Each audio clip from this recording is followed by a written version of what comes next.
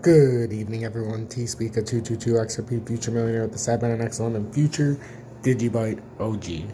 Alright, so I'm going to do a quick video here. I'm just dealing with a little late night with the kids, but I'm doing this video for XRP Sniper. You need to go to bed, buddy, and I know you're waiting for the update, so I'm going to give you the update. So before we go any farther, I'm not a financial advisor. You know, if you choose to take my advice, you know, I can't make the decision for you. I do next level technical analysis, and if you choose to, you know, make an informed decision, you know, don't come back and be like, hey, you motherfucker, it's your fault. I'm just giving you what it looks like on the charts so that you can make the best decision you can possibly make. So, basically what we're looking at here is, you know, we had that influx of volume. We're holding strong around 159, but, you know, slight pickup in volume, but nothing like, it hasn't... It's a rough spot.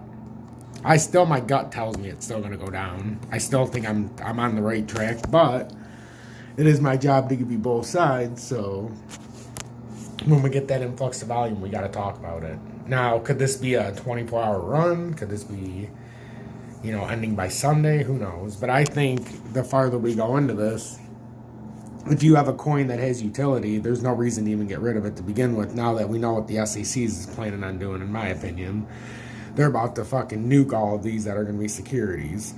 And if they don't have utility, they're going to be bombed. So, like, there's a reason why I have ADA on my thing now. ADA Cardano is one that we seriously need to get in. Especially with Africa saying they're going to use it as currency. I mean, it's all you need to know. There's your utility purpose. Even if it was a shit coin, which it's not, it never has been. I've always liked ADA Cardano. It's just when people used to ask me about it, and I've been consistent with this, it was like, people were asking me when I was at an all-time high, and I'm like, I can't fucking tell you to buy it now. But, like, if you want to start a long position on it, you know, it's a risk right now because of how high it is, but at the same time, charts are still telling us the same thing. The only thing is, if you've noticed, though, that's a huge inversion. There's some inversion on that pattern.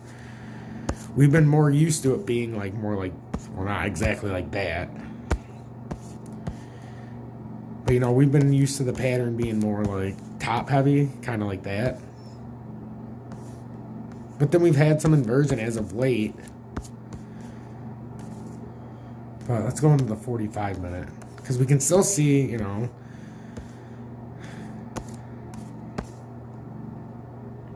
if you look at it, it's just, when we came off of the second time, look how we inverted right here.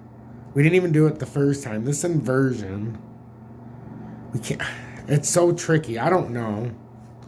It kind of looks like we had some real inversion there. Like, that's the only thing. When it came down, we had real inversion at 95 cents. We came up, but this could be the epitome of a bull trap. You know, that's what I mean. That's why I've been looking at it. It's just all this stuff that was supposed to form right now. If it rises up again and goes like to 166, now we could be pushing new levels, as you know. I think it'd make it easier for you guys if I put my levels back on.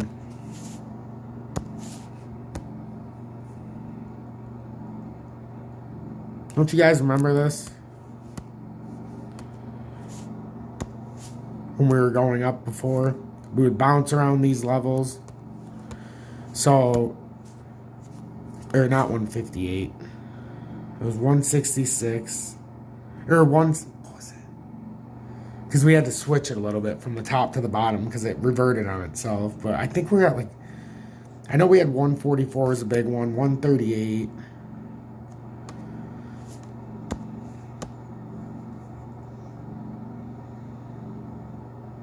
$130. You know, now we don't have to put them all back on, but we can play it from the top side right now and see what happens. Because once we go under 130, then we got like 118.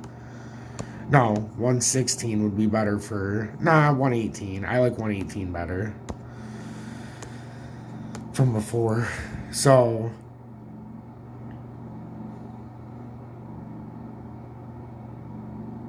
$160 isn't anything. What the fuck is that? It's 152.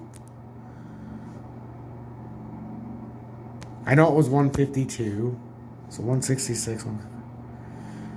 Because we had a wide gap in one of the areas. I do remember that. But let's look at it this way. Over 152, if we can get over 166 and establish, that would be extremely bullish. Every time it was over 166 before, it would make huge runs up. But conversely, if it couldn't hold 152 as support, it would come back down. And if it pushed under 144, we always went back to at least 130. The 138 was just a stopping ground. So, I mean, you could even take that out. We just had that there before because it was bouncing around so much. You know, when it was on the way up, and it was a great support system. But still, if you look at it, it looks like, you know, you're forming something there, but it's not exact because of the way it came out. See how it's, the way this came out, you know, you'd expect some kind with the head and shoulders, but it came out pretty straight across, which can be a bullish pattern. That can be a bullish tendency. Up here, you know, it's the same shit. Normally you get it more defined, but then it just came up again. Could very well be forming something like this. Who the fuck knows? But I mean, if you're not in something right now, it's a very risky time to get in. My last video, I was just telling you with the volume, you know, it's something to consider, and I know a lot of you guys messaged me, but that's just, you got to consider it with this volume that came in. But, you know, something's up. But it could just be this massive bull trap. But now we're starting to get to levels where if we push over a little bit high, like if Bitcoin gets over 60,000 and starts pushing 62, well, but that's, like I said, with XRP, that's a long ways. 160 to 166 is a light years. It doesn't seem like a lot because, holy shit, we just went from 138 to 160. But that 160 to 166, that's huge fucking resistance. So if it got over 166, you know, that's where if it could sustain and flip 166 to support, now you're talking it's got some room to run, but it's got a long ways to go to get up to 166 and flip it. The only thing that helped it out a little bit is you can see the volume picked up just a little bit again. You know, we weren't seeing this yesterday. Not for a while. So it's just something to consider, you know. But that's in the 45, you know. But in the 1 minute, you're getting these bursts.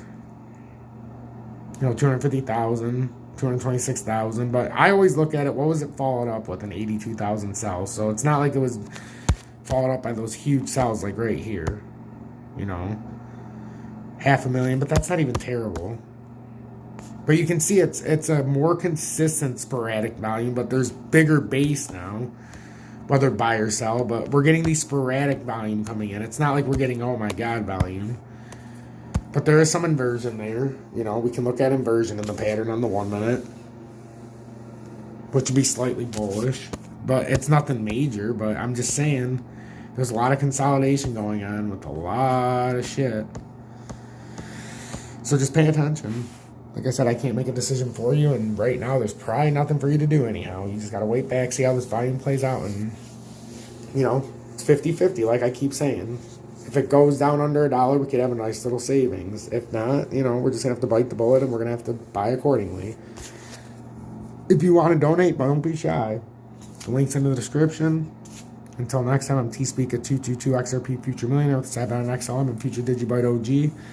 Oh yeah, and I put the, for you guys wanting to donate XRP, I put the actual, you guys said I needed to put some code in there or whatever. I put everything you needed, so details are in the description. Stay blessed.